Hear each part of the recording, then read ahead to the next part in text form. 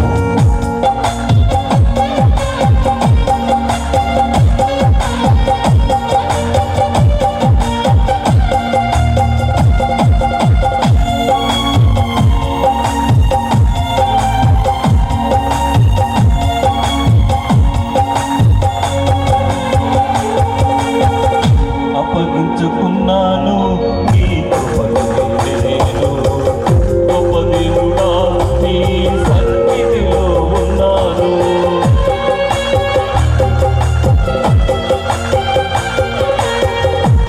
అప్పగించుకున్నాను నీ కృపకు నేను గొప్ప దేవుడా నీ సన్నిధిలో ఉన్నాను